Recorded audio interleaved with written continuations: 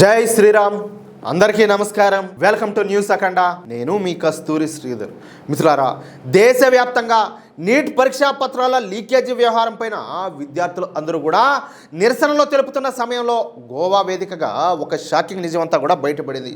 విద్యార్థుల సమస్యలపైన చర్చించేందుకు ఏర్పాటు చేసినటువంటి ఒక కార్యక్రమాన్ని ఆసరాగా చేసుకుని తీవ్రమైన దేశ వ్యతిరేక హిందూ వ్యతిరేక వ్యాఖ్యలు చేసేందుకు ప్రయత్నించినటువంటి సిజేపీ ప్రతినిధి అంటే కాక్రోచ్ జనతా పార్టీ ప్రతినిధి అయినటువంటి మహమ్మద్ డానిష్ను గోవా పోలీసులు ముందస్తు చర్యల్లో భాగంగా అదుపులోకి తీసుకున్నారు.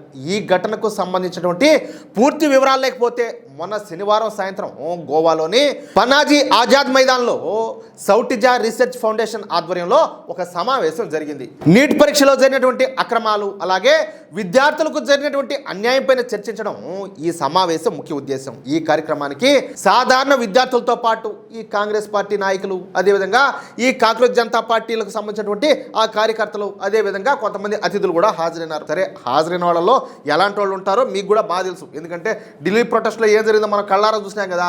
దేశానికి వ్యతిరేకంగా మాట్లాడేవాళ్ళు, హిందుత్వానికి వ్యతిరేకంగా మాట్లాడేవాళ్ళు, మన దేవీ దేవతలను నోటికొచ్చేట్టు తిట్టేవాళ్ళు, చివరికి ఆయన మన దేశ ప్రధాని అని కూడా చూడకుండా ఆయన్ను నోటికొచ్చేట్టు అమ్మనా బుద్ధులు తిట్టేవాళ్ళు. వాళ్ళ కల్చరు, వాళ్ళ డ్రెస్సింగు, వీళ్ళ బతుకులు జడ వాళ్ళ ఎట్టునిదో వాళ్ళ కథ అంతా కూడా మనం చూసాం. అట్లా అక్కడ కూడా జరిగింది. అయితే కార్యక్రమం ప్రారంభమైన తర్వాత వేదిక పైన చర్చించాల్సిన అంశాలు పూర్తిగా పక్కదారి పట్టినాయి. నీట్ బాధితులైనటువంటి విద్యార్థుల భవిష్యత్తు గురించి మాట్లాడాల్సింది పోయి సిజేపీ ప్రతినిధి అయినటువంటి మహమ్మద్ డానిష్ నేరుగా ఉమర్ ఖలీద్కు మద్దతుగా మాట్లాడడం మొదలుపెట్టినాడు. చూడండి, విన్నారు కదా మీరా.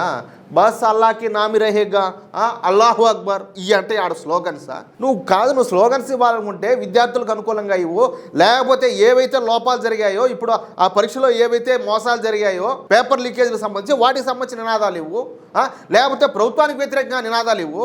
ఏది ప్రజాస్వామ్యబద్ధంగా. అలా కాకుండా ఈ స్లోగన్స్ అన్ని ఏంది అంటాలే. అంతటితో ఆకుండా అక్కడికి వచ్చిన వాళ్ళను రెచ్చగొట్టే విధంగా హిందూ సమాజాన్ని లక్ష్యంగా చేసుకుని దేశానికి వ్యతిరేకంగా తీవ్రమైన వ్యాఖ్యలు కూడా చేసినాడు. నీట్ పరీక్ష సమస్యతో ఏ మాత్రం కూడా సంబంధం లేని అంశాలను తీసుకొచ్చి మతపరమైనటువంటి విషయాలతో అక్కడి వాతావరణాన్ని చెడగొట్టడానికి ప్రయత్నించడంతో గోవా పోలీసులు వెంటనే రంగంలోకి దిగి ఈ మహమ్మద్ డానిష్ గారిని అదుపులోకి తీసుకున్నారు. ఇక్కడ మహమ్మద్ డానిష్ గారు ఎవరికైతే మద్దతుగా మాట్లాడినాడో ఆ ఉమర్ ఖలీద్ అనేవాడు అసలు ఇంతకు ఎవరు, అతని నేపథ్యం ఏంటి అనేది కూడా మనం స్పష్టంగా తెలుసుకోవాలి. నాకు తెలిసైతే మీకు చాలా మంది తెలిసే ఉంటుంది, కొంతమంది తెలియని వాళ్ళు కూడా ఉంటారు. 2016లో ఢిల్లీలోని జేఎన్యూ క్యాంపస్లో భారత్ను ముక్కలు చేస్తామంటూ దేశ వ్యతిరేక నినాదాలు చేసిన కేసు వెలుగులోకి వచ్చిన తర్వాత ఈ ఉమర్ ఖలీద్ పేరు మొదటిసారి బయటకు వచ్చింది. అంతటితో ఆకుండా కాశ్మీర్లో అమాయక ప్రజలతో పాటు భద్రతా సిబ్బంది ప్రాణాలు తీసినటువంటి హిజ్బుల్ ముజాహిదీన్ ఉగ్రవాది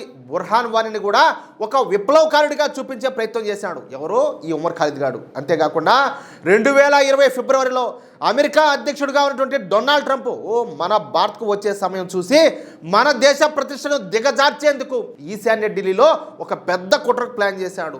ఉమర్ ఖలీద్ ప్రసంగాల ద్వారా ప్రజలను రెచ్చగొడుతూ వాట్సాప్ గ్రూపుల ద్వారా ఎక్కడికెక్కడ ఈ రాళ్ళు, పెట్రోల్ బాంబులు సిద్ధం చేయాలో వెనకుండి నడిపించాడని చెప్పేసి దర్యాప్తు సంస్థలు ఆధారాలతో సహా నిరూపించాయి. అంటే కర్త, కర్మ, క్రియ అంతా కూడా వీడే. అర్థమవుతుందా? ఈ పక్కా ప్లాన్ వల్ల జరిగినటువంటి భయానక అల్లర్లలో ఏకంగా 53 మంది ప్రాణాలు కోల్పోతే 500 మందికి పైగా తీవ్రంగా గాయపడినారు. అందరూ కూడా మనోళ్లే. వందలాది ఇళ్ళు, షాపులు కాలి బూడిదైపోయి అనేక కుటుంబాలు రోడ్డు పడినాయి. ఈ దారుణానికి ప్రధాన సూత్రధారి ఉమర్ ఖలీద్ గాడే అని చెప్పేసి ఆధారాలు దొరకడంతో పోలీసులు విడిపోయిన చట్ట వ్యతిరేక కార్యకలాపాల నిరోధక చట్టం అంటే యుఏపిఏ కింద తీవ్రమైన కేసులు పెట్టి జైల్లో పెట్టారు. అర్థమైందా? ఈ ఉమర్ ఖలీద్ ఎలాంటోడా? చేసిన తప్పులకు ఆధారాలు పక్కాగా దొరకడంతో గడిచిన 4 ఏళ్లుగా వీడు జైల్లోనే మొగ్గుతాడు. బయటకు రావడానికి ఎన్ని రకాలుగా ప్రయత్నాలు చేసినా కోర్టులు కూడా వీడి బెయిల్ పిటిషన్లను పదే పదే రిజెక్ట్ చేస్తున్నాయి. ఇటువంటి తీవ్రమైన నేరారోపణలు ఎదుర్కొంటున్నటువంటి ఒక జిహాదీ గాడిని సమర్థిస్తా విద్యార్థుల సమస్య కోసం పెట్టినటువంటి వేదికలను ఈ విధంగా వాడుకోవడం వెనక ఎంత పెద్ద కుట్ర ఉండదో స్పష్టంగా అర్థం చేసుకోవచ్చు. ప్రజాస్వామ్యంలో విద్యార్థులకు నిరసన తెలిపే హక్కు ఖచ్చితంగా ఉండాలి. నీట్ పరీక్ష అక్రమాలపైన పోరాటం అనేది సమంజసమే, కాదండంలే. కానీ విద్యార్థుల ఆందోళనల ముసుగులో రాజకీయ శక్తుల అండ చూసుకొని, దేశ వ్యతిరేక శక్తుల అండ చూసుకొని, మన దేశ ప్రశాంతతను దెబ్బతీయాలని చెప్పి చూసినా, మత విద్వేషాలు రెచ్చగొట్టాలని చూసినా చట్టం ఊరుకోదని గోవా పోలీసుల ఈ చర్యతో రుజువైపోయింది. అది అసలు విషయం. అయితే ఇప్పుడు మనం ఇంతకుముందు న్యూస్లో కూడా చెప్పుకున్నాం, ఏది ఈ విషయం పైన ఆల్రెడీ మోడీ గారు చర్యలు తీసుకోవడం స్టార్ట్ చేశారు. ఇక మీదట మళ్ళీ ఇలాంటి తప్పులు రిపీట్ కాకుండా దానికి ఒక టాస్క్ ఫోర్స్ని కూడా ఏర్పాటు చేశారు. ఎవరిని వదిలేసి డ్రామాలేది కథలేది వాళ్ళకి ఏం లే, వాళ్ళ లక్ష్యం ఏంటంటే మోడీ ప్రభుత్వాన్ని పడగొట్టాలా, అంతే. అదే మెయిన్ టార్గెట్. ఇక్కడ ఒకటి విషయం, మొన్న విద్యాశాఖ మంత్రి ధర్మేంద్ర ప్రధాన్ గారిని రాజీనామా చేయమన్నారు.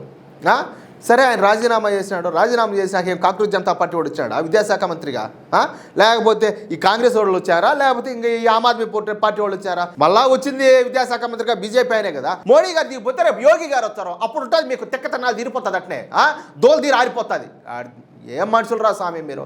ఇప్పుడు తప్పు జరిగింది, తప్పు గురించి మాట్లాడాలి కానీ దేశానికి వ్యతిరేకంగా మాట్లాడడం, హిందువులకు వ్యతిరేకంగా మాట్లాడడం, హిందూ దేవీ దేవతలను అవమానించడం, నోటికి వచ్చి తిట్టడం ఏంది అంటాలే. మెట్టుతో కొట్టేవాళ్ళు లేకనా. ఒకసారి చూడండి మన దేశంలో పరిస్థితులు ఎట్లున్నాయో. అందుకనే చెప్తున్నా, భావ ప్రకటన స్వేచ్ఛ అనేది విపరీతంగా పెరిగిపోయింది. అది కొంచెం లిమిట్లో ఉంటే మన దేశం బాగుంటుంది, మన భవిష్యత్తులు కూడా బాగుంటాయి. ఏమంటారా మిత్రులారా? ఈ న్యూస్ కనుక మీకు నచ్చినట్లయితే వెంటనే ఈ వీడియో లైక్ చేసి మీ మిత్రులకు అందరికి కూడా షేర్ చేయండి. అలాగే ఈ వీడియో పైన మీ యొక్క అమూల్యమైనటువంటి అభిప్రాయాలను ఖచ్చితంగా కామెంట్ రూపంలో తెలియజేయండి. ఇంకో విషయం ఏంటంటే, ఇంతవరకు మీరు కనుక మన ఛానల్ను సబ్స్క్రైబ్ చేసుకున్నట్లయితే ప్రతి ఒక్కరు కూడా మన ఛానల్ను సబ్స్క్రైబ్ చేసుకోండి, సపోర్ట్ చేయండి ప్లీజ్. జై శ్రీరామ్, జై హింద్, భారత్ మాతాకి జై.